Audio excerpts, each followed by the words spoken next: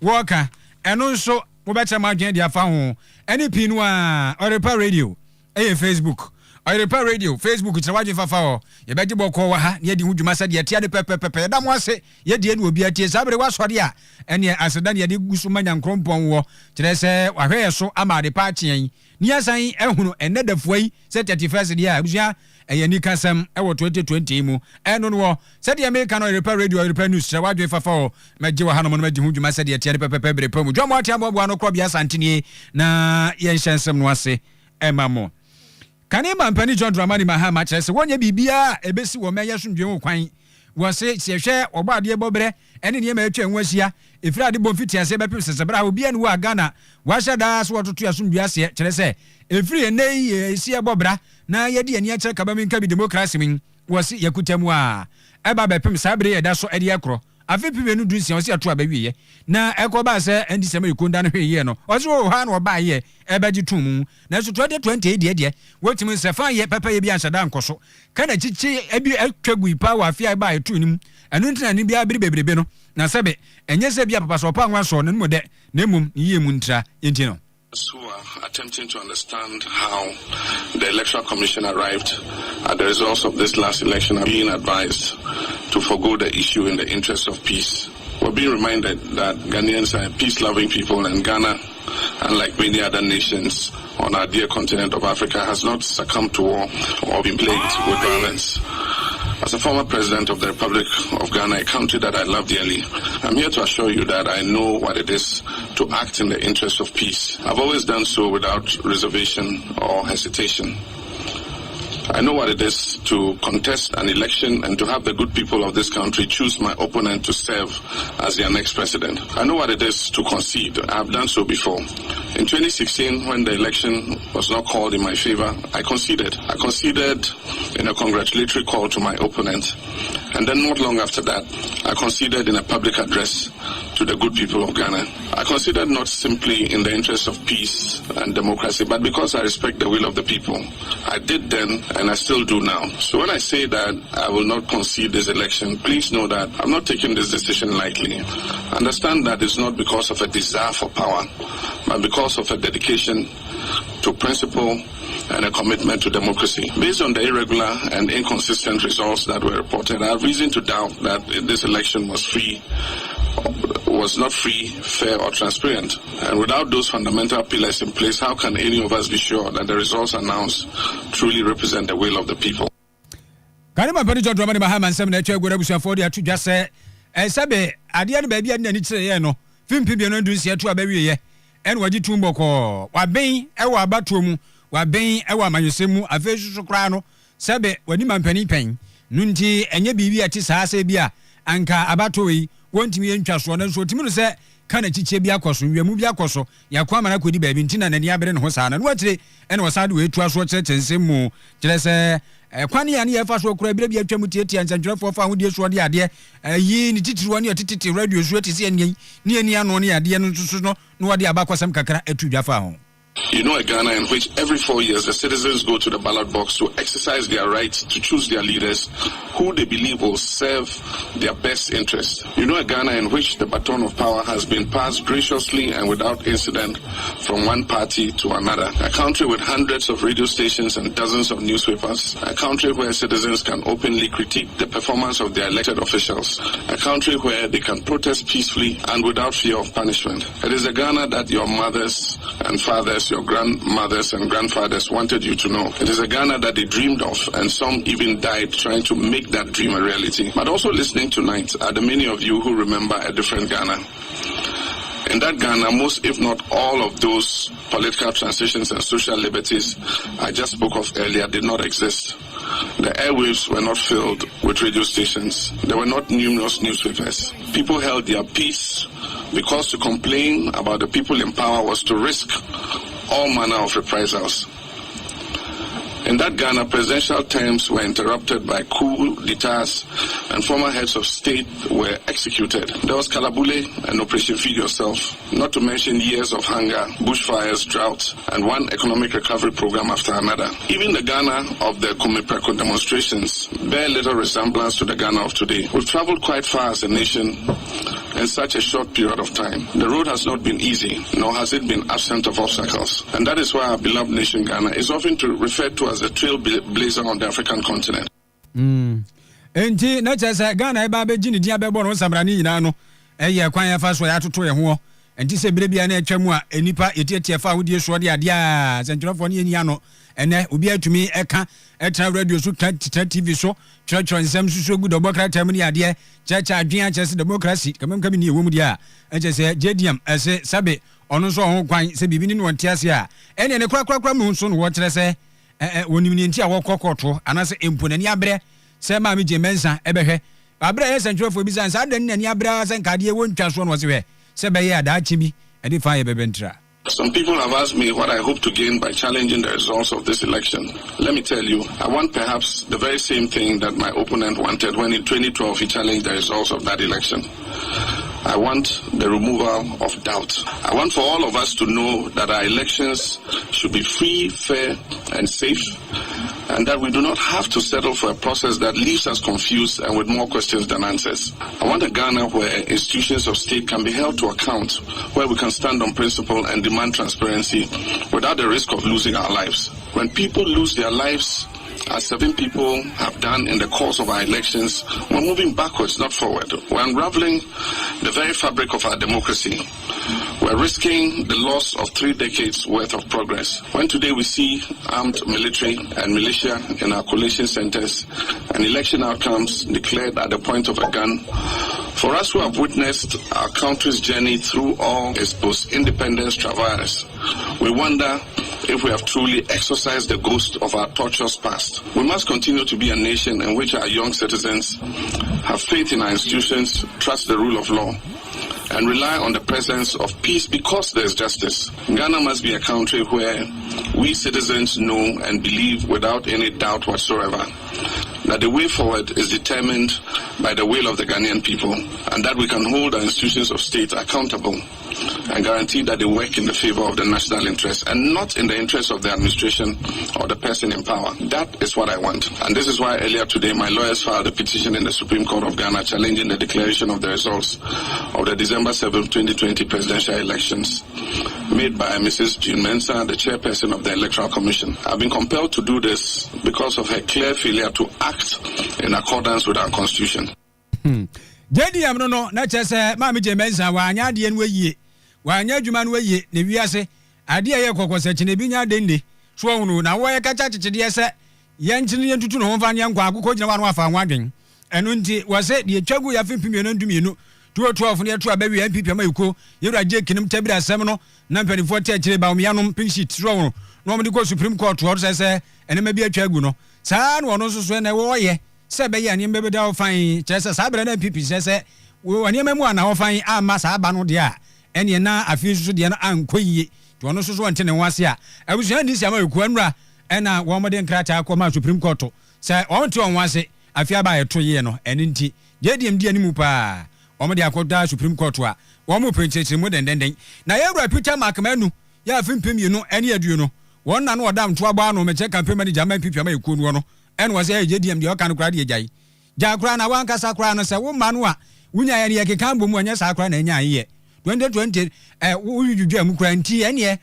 Supreme Court akwa akodrei nyankropon kra na ya adom na wo nsoso e wa danse a lawyer fo akuku dam makmako be se du ye ne wo nyina eba Frank Davis ene di wo no manimu na yentie Peter Makmanu. Their petition. We are also assembling our own documents. We also believe, and we will prove that in court, that even John Mahama did not receive the number of votes that has been credited to him, and we're going to show that in the course of the trial. We have a team of 10, 12 lawyers led by Frank Davis. I think that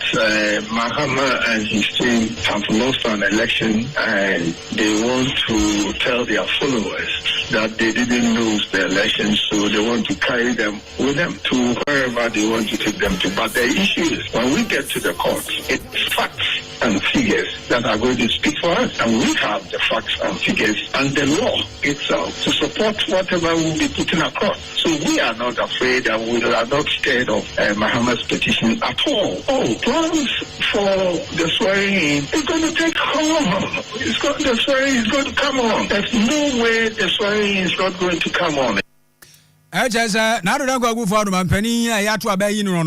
President-elect BBS in Okwan, so Besako from Weshaye, Saman Penny, Peter McMahon, somewhere workers almost always want to put hands down. And you almost use ya, and this in Penny for Supreme Court. No matter what, Mr. JDM Grandma, and when Yanis had to go about to a commission and a tone so strong as well, what Tom Moniato Zono.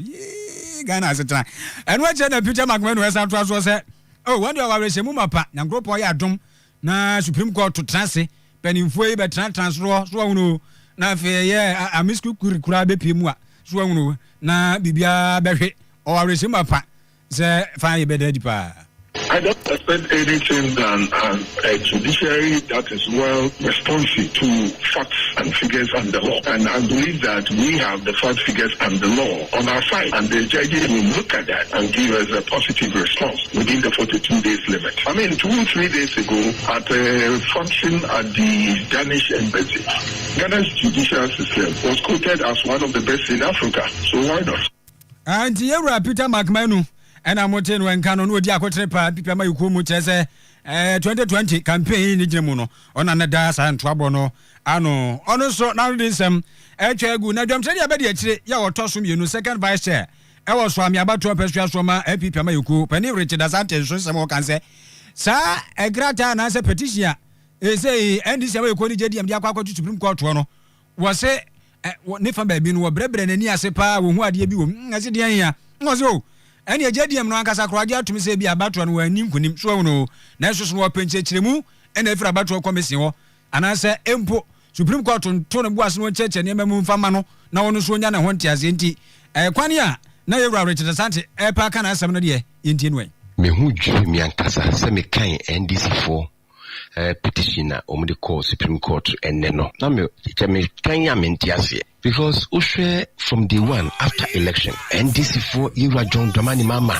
was swearing election yes sir san wakaye ya umusi a stolen verdict for that matter no umubeye die umbetimi ye bia timi a reverse decision na from electoral commission sana Ghana for him say John Mama swearing unya more than 10 regions for that matter nti was swearing election petitioner omudiko Supreme Court John Mama say one rainy election no nti yensan to aban foforo because say what say akufo den so ntimi a rainy me nyina me kaso wo court say wa rainy ne enyima no not know we say unim say wa rainy and we ye dede sa no arewo abusiafo yen mag John Mama hu say ne se eto yirim pra samo ne na ado na no be bono flat ne hu hi kura ye Ghana fonti Ghana fo edo abama John Mama da ene but do me the court no hwe mistakes nso wom John Mama say wone electoral commission na kwakoto abani bio just a mistake or see yenye rerun and a run off yen chisa bani bio and some famo no John Mama ni electoral commission we and na umude kokoto they should go for petition no amendments in the beboa we jam tani abedi etia watosu mienu second vice chairman was wami abato pesua so NPP Richard Asante Samoa ono so wode agbagu no 100.7 FM Repa efiri nyankrompon we ya no pa no siaka se bomgon e dia manwo so waso de a asedan Kenya nyankrompon na 31st and JC 2020 anu de pa ye fa de aka nsom so na chief superintendent na chese chief supu ya wo ansa prisons no ene opani mate Kofi Apel sample dia to dia chese nsem ha we say kwan kura di wura wo mo akache wona no woden to de obekoto asre se kwan no asai ye mehani mesiesie afa suso apomden ahwe ye wa siesie na buo wo mo nkasa apomden obi yade a ana se bia beba ne para ko de bi de firo no awon so so aibochi kese bi di nti o mo hia sam wo no nyina bra ono ere pakase ye ehia ye ene wakasa a great station. You might be a farm. Now, Utu and Nigeria Hanua, you need fun, Papa Bia, a boy, a home by. And this idea I did kind, sir. A month for Baba, young Casabi, a buying one, Obibia, Obetumi, Abayam, Uncle say, Yakom Bendi, and now Uncle Biara. Now you bet me, I have fence, perimeter fence, your prison, a bad boy in the brain. Ebebo pipa Chief Supo ena mote ne kan Yewra Martin Kofi Apew enso nsemo atwagu ye na chese adanse saf mensinim ne gyina ahensa prison no ban sa no a this issue akasai adanse no ofumum ha nti na chese honorable Erikusi honorable Kusi susu nsemo a odi tudwane sɛdeɛ na yɛba ahensan camp prison ha no ɛyɛ ade a afibia meyɛ mbɛyɛ DC meyɛ mpo na menya nyɛ DC nyinaa na meyɛ na mene me boss ɔno abɔ no na bɔ boss da abɛgya no so bra mbɛdi DC na kyɛ sɛ ɛnyɛ ma de foforɔ na mekae sɛ last year ɛbɛdi ɔmburo nya no yɛde nneɛma bebree baayɛ afei asɛm a obi ka ne sɛ yɛda ma se anka nya akokɔ nam kakra ka ho a na mfie na nipaa menwe akokɔ da afei na ayɛ awerɛhosɛm nti hɔ no ɛtumi organise yɛ ho kɔpɛ akokɔ nam de brɛ wɔ mu na ma nneɛma yɛde ba no tumi nso tɔ nkokɔ nam no bi ka ho sɛ deɛ ɔmo nyɛ na ɔmo pɛ ne ɔmo buro nya na ɔmo sɛ ɔkra mmra ɔmo ho so asɛm kakra bɛka kyerɛ nua no ne sɛ wobɛda afiase a nkyerɛ sɛ wabrabɔ aba wieyɛ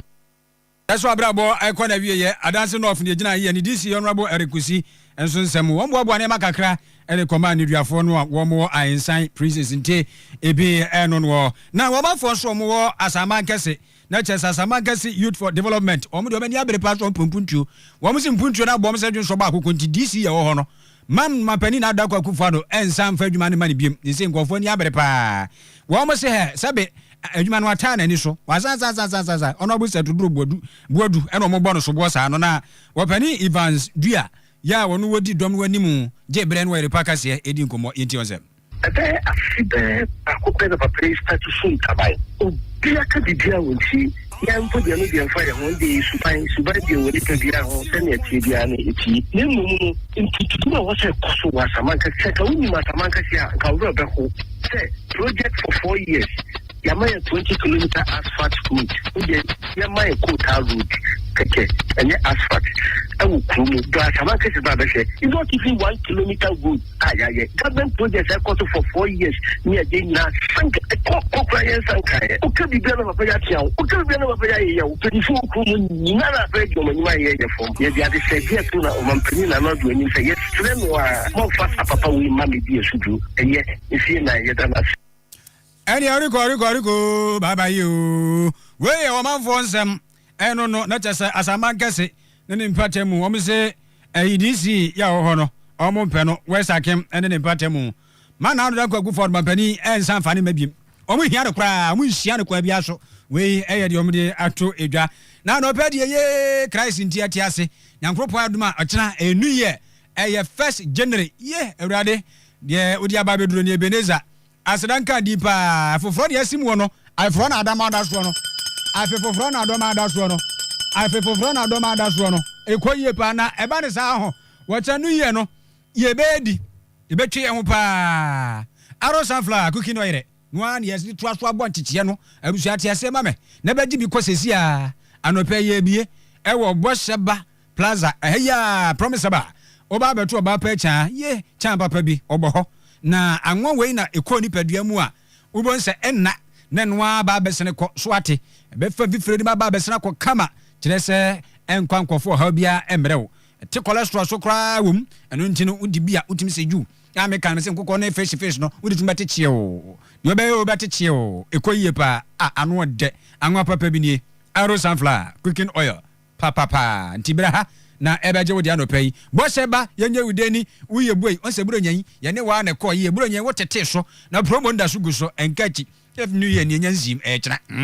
nunti atanwu atetola ko bem se ebesa akora resumu ne aba ne egba adwuma nunti eno no Bosheba electricals ne mada so ye papa na da bia ye hwane foforo hu na magi bidia na chese wa buro nyan wu fa monten so kakra ne ade wa hwemu a utimi se na kromo ofe kane ya papa bia hu ye no Bosheba electricals ha ne firi kofo bagi cables ne ade masa magi bia na chese nkofo nwuma a wo ye no onye na wonye ne yie o Bosheba wo ye tough Bosheba wadi babia Bosheba yenye udeni uye bwe kane ani cables appliances papa bi obi agya tum se eye anopa ye bia ne hye ene ya wara so ate ase 0541 125 339 0541 125 339 0322 30838 na wahwan asi Macmafo Enterprise and Adria Construction Limited obsete bia opeti NGB so ate floor tiles ene ho cement ye de to wo pa America paint pa de atwufie na mo bia so ye guy ho na so de wani a kire ene niema ye de aba no ese woni ne so ka kire kura mo amu pe mesifo a carpenter for ne chese electrical works ni nyina no eyoma ka cho na abeba ayine makokwa bi mbonsuom ba bia ayi no lane wesi na double lane no ena adweso besi asensu ya ho station ho 0244 484 461 0207 701 231 na makmafo ni nua dia construction for eno emo enkomo afi yemfa yaka no ensom so tew na nanya akofre mpoma ena ekasayin wono na chese Christian Queen Mothers Association wada wono ma no den bo wure ena chese obehu omo omotombo ase ene sankofa yenchi ena kabo mu ya yode chenchire pa na nya asam ketwa hwe ya so obedada ne manie edi a kire wo manfo se Ghana yenso ye wazepa ye wazoye chese local made no anansa Ghana made efa ne yenuane ye njare ene ne ma bia se fata no ena Bronisi exhibition wamudi gu a password dan wadie nti saa we checheche koso no na nya konsem wodi tudwa no wo se hwe emabunu no munya ani ensuade mun chese bibia ne na mudi mu wagima ho pam je ni ko wankra so ahwe ya no bewu ntem enti nana yesia yetu omo fose ene wiase de sitie no wan to obo ase a onche wiase o se bibia mo to obo ase sika pehunu ya emfa enkwaje emba obi wo hon ma sebe wode ne kra no de pesika enye onche wiase obi wo hon ma asanti wo anase ewiase o wo anya careful na so so be di wiase akira onche wiase we free wiase enti de be ma enchire ma no so mo nto yebo bibia mo so ye to yebo sika pe bone enibre bone pese bi nkuminya atro ne niema basa especially mo FM foi wona wasi akabe kire mo pa ensem ya be no bibi kete betimi ama edeko aba Ghana ha sei edi yawie ya ba na so Ghana ya ba akopɛ eti so obi moti asem bia oso ye investigation hu sasam na matie no eye no kra na asanye no kre ansa na ade aba yefiti ya na ede nam na de problem bebre di aba enu ni nyina na wasi atu yebo ni ehwe yedi die sesia no edidie na ye take away eni ma de frafra duane yenuane ye hu se obia no ode bibi fra no ye bibi fra no na ye momone setwe betu ye nananu ye bibia abo nkontomre ne bopoto ye de momone de twim enne kontomre kura ye de ngugo so apoto ye fra putogu so no ye de magi de twim eti ewuo no eno ane se eba na eba ndi be manyini esanso oba no want na fie no hwe aduane ane maame ye ofiti ya take away no akoto di amani kunu enti ano no ena sabe ya dia ni ai udi agro be fa MCC ye asenu na bo wure hima ka no na nya akofre pomo tochumenu we ye nsem odi tudwa enti Christian Queen Mothers Association wo mo ne sankofa ye nchi ena ka bo mu a wo mo ye sa exhibition na hosusu no ena maame ade apena echampoma ono na sankofa oda no enti enwe when you say prior we ba ku kampoma emu na nanu mother roma omo bo ma dwede na akoso na ye kama ye feso me do bibia oba dwede ni bia do bibia odini sika beboaye obibi odina ho odene ne mpa ebo ba ibuaye bia me do bibia na me onhye bibia no onhye bibia anamu na de me ka che youth ne say on fasa akonya we so no mu nso ye tete nnuane ne ye na fe yemfa mo ya pomuden ho ban san se nnuane awodo bebre ha se ye no ase ya se nnuane no hwe se wudi a ebetimi agina ho ache se ebetimi amo se sika nnuane bi se ogo akapenchi di na wiya be se no miensa no na ye ko betimi di ada ebeji nsuo sa betimi asa me esi enti se ya anum de ya okodidi ya na ase mframa na afa woyem na ko miti du na kom saado na ni na iska sa ye kwa enti me fasa akonya we so na me di atu ye youth ni na afote no me yemwa ni sa nko ye nchi nko fa ye nuane no ni sa famra me chire nchi man se ye nombi ena ho de wo me timi ni padia no ebre bi me ko hospital na me ko hospital no na young girls na wo mu no ni pe no o doctor wo no oba na ni mai basa o ba hwe na say onya pressure yare ahoduo na omunya enso hwe first ni na nanom no omunyi ni ko omunyi mpa but na yare saa no na ebi ni ho na bi ni ho na bi ni ho nti we ya de apena champoma wona sankofa ye nchi Ghana wada anoden nti adwumadi chencheche ko so bowire ne mpatemu no ebi ena etwegu 100.7 FM sueni ya damu ase mo fidie nda so da hapa papa kwadwa asempa furniture west wosi da awrade ase o aboy ho ban afi na ekwa da wie ye